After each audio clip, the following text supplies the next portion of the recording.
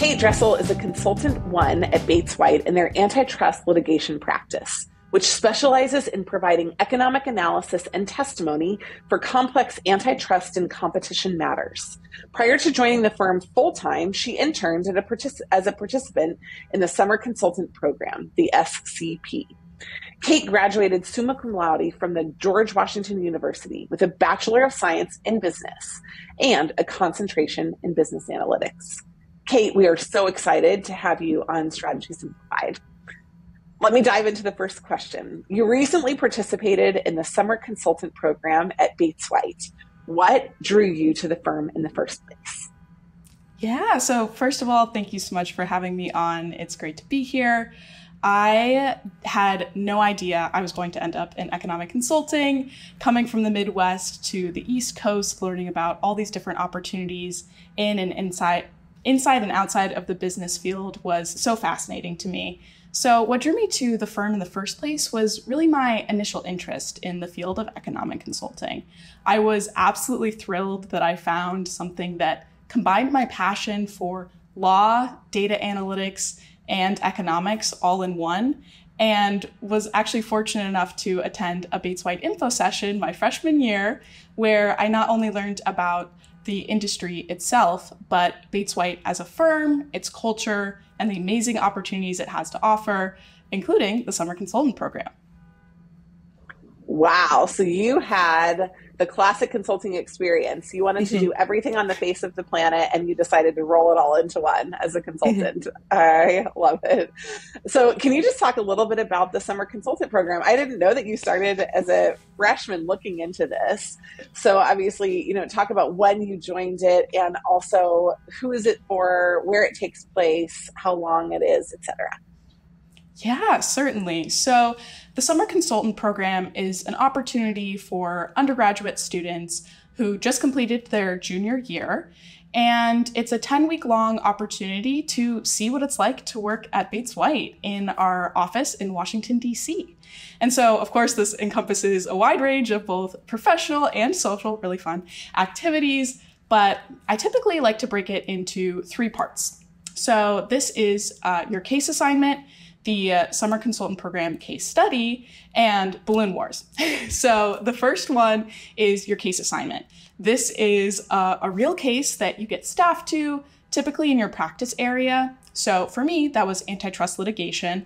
It's so cool that that's something that I had followed in the news for a while. I always like to listen to podcasts and learn about the upcoming cases. And so to get that hands-on experience was really amazing. And other interns would have experienced cases in our life sciences practice or mass torts. So really a wide variety of hands-on experiences. So the second part, the case study, is a friendly, emphasis on the friendly, competition between the interns, where we are split into different teams and get to work through and experience the entire life cycle of a case. Because your case assignment maybe just in one small phase, you can only do so much in 10 weeks or see so much of a case in 10 weeks. To give the summer consultants the entire experience of a case, we participate in this case study. So you get to start with the initial complaint of this hypothetical fake case, move into the discovery phase where you do data analysis and processing, meet with an actual expert and an economist to strategize and draft your initial reports. And then it all culminates in a day of trial, which is a super fun experience where we all get together and get to present in front of the judge and jury and hear what the analysis is and the final verdict and the number of damages. So it's also really fun to see who wins and see the end of the competition there. But that's a really fun experience to see the entire life cycle of a case. But what's even more fun is balloon wars, which is where us interns select a nonprofit organization to fundraise for. And then, as the name suggests, also involves some friendly rivalry where colleagues get to balloon each other, which means they donate money to charity, and in exchange, the interns blow up a bunch of balloons and deliver them to whatever office that person wanted them to target. So super fun and a great way to, raise money for charity while also get to socialize with your peers. Incredible. So it sounds like it was a big waiting period for you to wait from your freshman year to your junior year. And I love just hearing about the structure of the program. It sounds super exciting. Can you just talk about, out of those three things, obviously Balloon Wars and the case study would be a little bit different, but what's a typical day in the life inside the practice area for you? And what was it like over the summer in particular? Yeah, certainly. Happy to share. So I'll give a typical consultant answer that there is no typical day, but I could certainly give some examples to illuminate my experience during the 10 weeks. I think one important point to emphasize in particular is that my intern cohort, we were in person 5 days a week to really experience, maximize our experience throughout the 10 weeks. I now operate on a hybrid schedule, hence the TV in the background. This is my home office. But that experience 5 days a week was a great opportunity where we really got to bond with each other. A typical day would start out around 9 a.m. where we come in, eat breakfast at the office before maybe transitioning into a leadership Q&A panel, something of the sort, for about an hour. Then we kind of get to disperse, either have a meeting with our case assignment or just work on some tasks at our desk before returning for some type of lunch event. Typically, this would also be something fun like a trivia to raise money for charity, before transitioning into the afternoon time where you're maybe meeting with your case study team to strategize for the upcoming trial or planning an event for Balloon Wars Week if it was coming up. And the afternoon time would also typically have some type of technical training. So we'd maybe every other day have 1 to 2 hours of learning the programs that would help us excel in the field. So this would be learning proficiency in R or Stata or some Excel shortcuts. So really, Bates White does a great job of providing you with the skills and the tools necessary to develop your skills. So before heading home for the day, you always felt like you had learned something and had an opportunity to socialize and connect with your peers. So fun. Okay, so can you talk a little bit about the project that you worked on? And again, if there's client sensitivity, don't feel like you have to share the name of the client, but just the type of client, the type of problem that they were facing, and who was on the team that you were working with. Yeah. So I guess just kind of an overview of how I was involved. I was staffed to a case specifically during the discovery phase, which a lot of what I learned joining Bates White is to get used to some of the legal jargon. So a little bit of Googling here and there definitely helped. But during this discovery phase, or during any phase that Bates White is involved in, you're retained by you can be retained by a variety of different parties. So this could be a government agency like the Department of Justice or the Federal Trade Commission, or a law firm or a set of law firms, or a private firm such as a Fortune 500 company. So in this case, my team, we were retained by a law firm that was representing a client, and we were to analyze the effects or the alleged misconduct that was taking place in this antitrust sphere. So of course, can't get into too many specifics, but the team itself is typically spearheaded kind of by this expert that's been retained to provide expert testimony, expert reports, and several 1 to 2 PhD economists were on the team as well, which was really cool. And then some type of case manager. So this will typically be someone that maybe started out as a C1, like I am now, a consultant one, and worked their way up and has a great idea of how to best allocate tasks to the team. So we had a case manager on our team who was a managing consultant, not to be confused with management consulting, but a managing consultant at an economic consulting firm. And they were a really crucial part to the team. And then you have a few entry-level individuals, especially myself, the most entry of entry at the time, which was a summer consultant. And we had, I believe, 1 consultant 1 and 1 or 2 consultant 2s on the case as well. And this was during some of the earlier phases, so I know that the team eventually grew to be much larger, but at the time that I was involved, it was about 8 people. Amazing. And you mentioned earlier that you selected or had an interest in antitrust litigation. Is that the only kind of summer consultant program that Bates White has, or are there others as well? So that is not the case at all. across the intern cohort, we are spread across all the different practices that Bates White has to offer.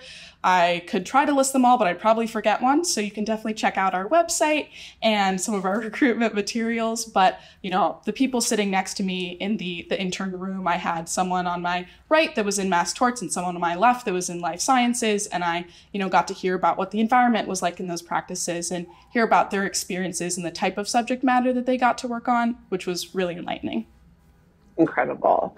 Well, the final thing that we didn't really talk about in specifics is, did you do any presentations? Did you meet with the clients, present to the clients, and then what did those look like? Is it PowerPoint? Were they long written reports? Was it your actual analysis, the raw data? Can you just talk a little bit about what the end product was from your client work over the summer? Yeah, certainly. So kind of as I mentioned previously, there's only so much you can do in 10 weeks when you're involved in ongoing litigation that can sometimes take, up to 3 or more years. But during the short amount of time that I was there, what I really enjoyed was being involved in the initial data processing and a lot of the industry background research. So a lot of the time that I spent was compiling materials from different articles and sources for the expert to inform their analysis. And so it's really fun for me, at least, to get to do a deep dive onto any certain industry and kind of develop a proficiency in the different attributes of that specific field.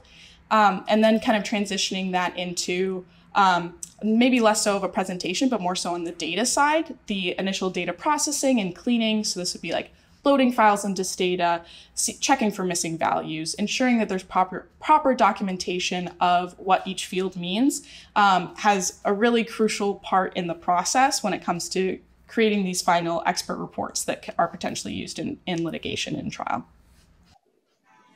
Amazing. Well, you've already touched on this a little bit, but I just wanted to dig a little bit deeper. What was for you the part of the project that you felt like made the most impact in highlighting what you would do at Bates White? And what do you think had the most impact or aha for the client? Oh, so yeah, great question. Because our client was basically a law firm rather than maybe like the actual party that was involved in litigation itself, I learned a lot more about the legal field than I was expecting. So that was the really cool part. So kind of my aha moment was seeing the behind the scenes of how law firms interact with each other, how different economic consulting firms interact with each other, and how you can strategize and create, I don't know, not to use too many consulting buzzwords, but create some synergy around different work streams. And in terms of my own professional and personal development, seeing myself grow was really cool. And understanding how my work impacted and contributed to the larger goals of the engagement with the client. So being able to be involved in meetings with the expert where there's this dialogue and being able to contribute to that dialogue was particularly impactful for me. I love it. Based on what you learned over the summer, what is a misconception that candidates for economic consulting firms have about the industry? And what is one way that you figured out that wasn't true over the course of your summer? Yeah, that's a great question. I would say beyond maybe mixing it up with management consulting or other types of consulting, a common misconception would probably involve placing economic consulting or the people that work there into some type of box. I guess to kind of illustrate that point a little bit more, I am not an econ major, never was, never have been, maybe never will be. And so I was a bit intimidated when I showed up to the office, and it seemed like a lot of my peers were. And, I had a little bit of that imposter syndrome. I was like, to be successful in econ consulting, do I need to have been an econ major? I was a business major. But the more that I was involved in the day-to-day work, I realized that the skills that are needed for this role are beyond technical. There's a lot of, strategic thinking and communication skills that you can leverage. And so there's no exact profile of who can be successful as an economic consultant.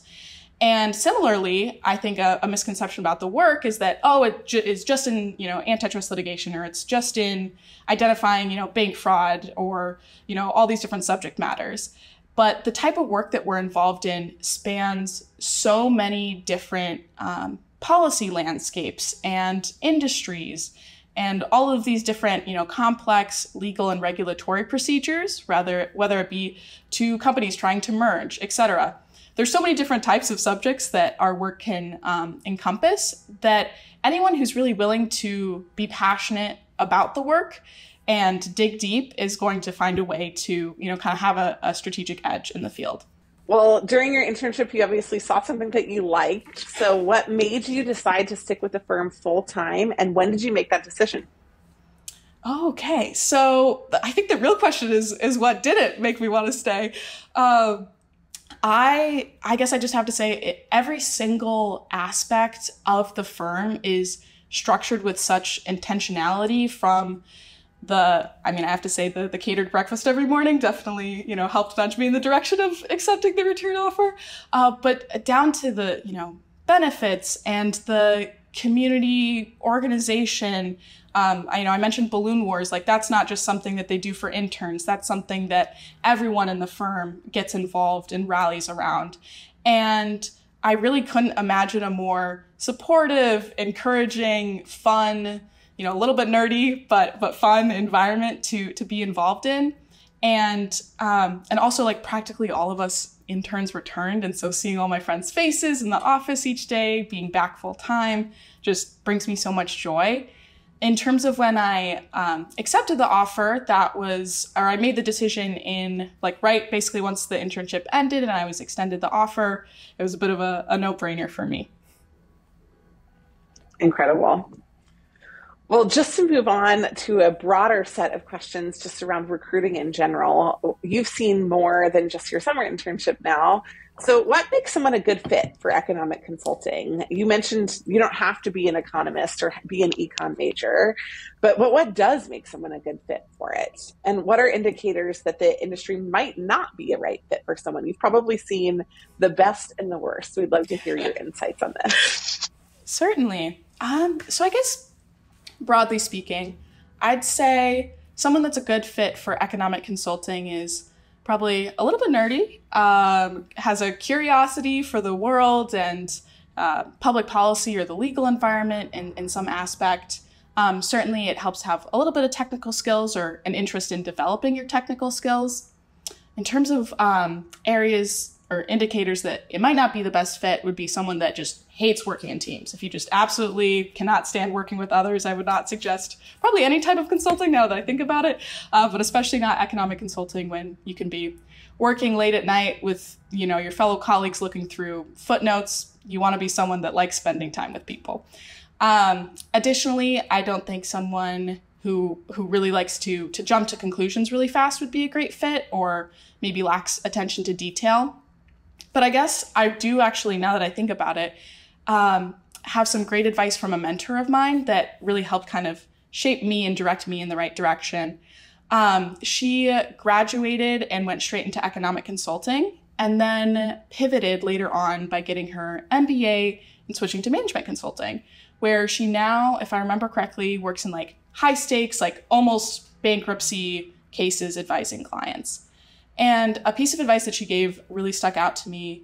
And that was that if you enjoy getting answers like 99.999% right, like you really care about that attention to detail, and working maybe 80% fast, like still fast paced, but not to 100%, then economic consulting is perfect for you because you're in this high stakes legal environment. You really need to have that attention to detail because it's going to get brought up in court potentially. And it can still be fast-paced, but it's not going to be 100% fast-paced all the time. Now, conversely, if you love working 99.99% fast, high utilization all the time, and being right maybe 50 to 80% of the time, then maybe management consulting is better for you. If you really want that high-stakes thinking on your feet, you need to give an answer to a client, a slide deck tomorrow. Maybe there's one typo. Obviously, you don't want typos, but that kind of gave me a more general idea at like a more overview level of the type of person that might be a good fit for these different areas of consulting. And so that was, just particularly helpful for me. I love it. Now, you didn't give us the backstory. You just fast forwarded. Freshman year, all of a sudden you appear. as a summer consultant. So, did you have a framework for identifying how Bates White was right for you? Who else did you look at for your summer? And how should other consulting aspirants focus on joining the industry? Do you have a framework that you'd recommend? Yeah, so yeah, I love frameworks, but a lot of it is honestly trial and error. I explored internships of, kind of completely different fields. I had a digital communications marketing internship at a nonprofit my freshman summer. That my freshman year, I was also recruiting in the finance industry. So I ended up working in New York City in corporate finance my sophomore summer. And through those experiences, I gained valuable insights into not only my interests professionally, but also personally my values and the type of environment that I'd want to surround myself in. I knew that for recruitment cycles, especially in consulting, economic consulting included, the process aligns a lot with your junior summer internship potentially being what your full-time opportunity can be post-grad. And so I wanted to be really intentional about how I approached the recruitment process. So I took a lot of time to do as many coffee chats as I could and had stayed in contact with, people that I actually had met during that Bates White info session my freshman year and at other, economic consulting firms. And so leverage those contacts that you have to learn about how they're doing in their current work and learn more about the culture because, I just mentioned, maybe a framework for deciding what type of consulting you'd want to be involved in. Now it's time to discern what's the right culture fit. And, what are your values? What type of work-life balance do you want? At the end of the day, it's your 9 to 5 that you'll be working, or 9 to 9, I guess, depending on the type of consulting you end up in. So you're going to want to like it. It's you that's working this job, not your brother's best friend who thinks XYZ Consulting is the most prestigious, best firm to work at. It's you going to be that's working that job. So you want to make sure it's a job that you like. I'm assuming that after this conversation, we're going to have a lot of people that want to work at Bates White. They're going to see what it's like, get excited about it. Your enthusiasm is so contagious. So, when they're beating down your door, how do they stand out? How do they tell you we're the right fit for Bates White? Because we know that y'all have a lot of great candidates and a huge pipeline of talent. So how do you decide? How does somebody really, separate themselves, demonstrate that they've done the work that you're looking for, highlight who they are, and let's just get really tactical. Like talk about resume, talk about networking, talk about interviews. Okay, great. I could talk about this forever because I did serve as a peer coach in the Career Center at the GW Business School. So I'll rein myself in a little bit and start out with just some. We can probably talk about some terrible mistakes that people don't have multiple. Don't have multiple fonts on your resume, okay? Yeah, ouch. Okay. Yes, no, there's a few horror stories, but speaking of attention to detail, right? Yeah.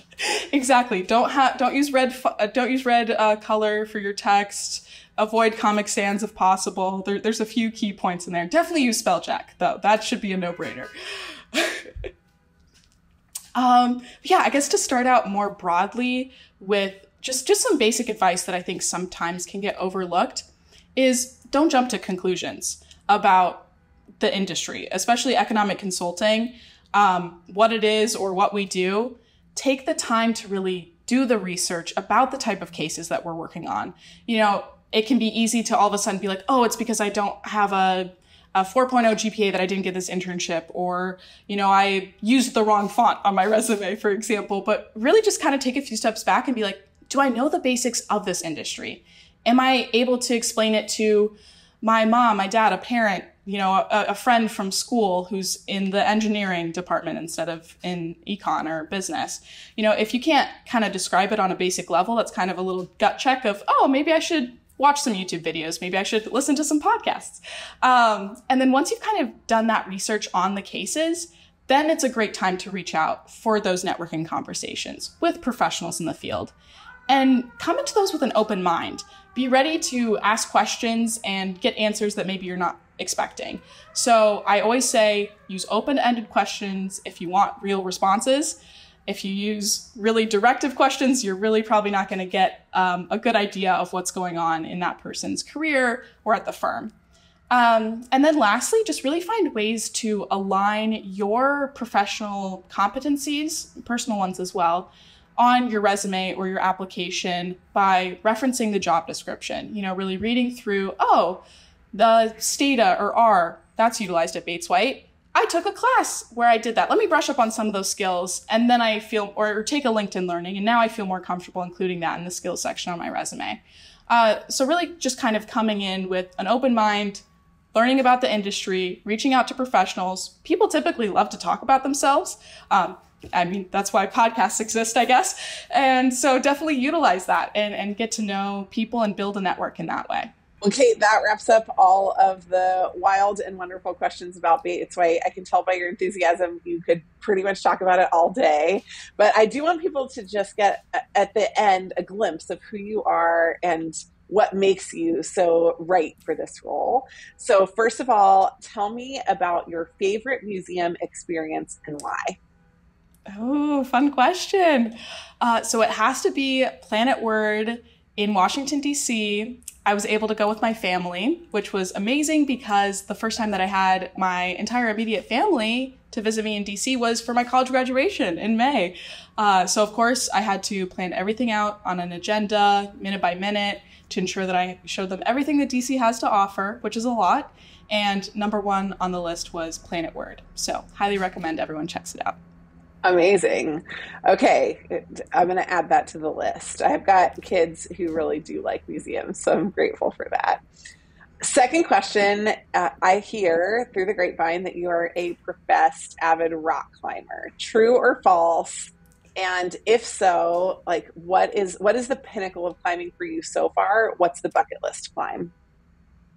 Oh, okay. So it is true. I started in middle school. And in terms of favorite memories so far with it would have to be rock climbing with my dad back home in Iowa.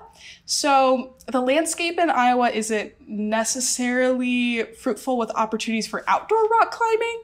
So it definitely stuck to the indoor local gyms. That's where a lot of my memories come from. I'd say a dream climb then would definitely be getting more into the outdoor rock climbing. I know there's some gorgeous places in the DMV area. So I don't have a car yet, but maybe a few years down the line when I have the ability to go and explore the area, I'm excited to do so. Love that. Fantastic. And then final fun question. Who is one person from history you would love to get dinner with? Oh, okay.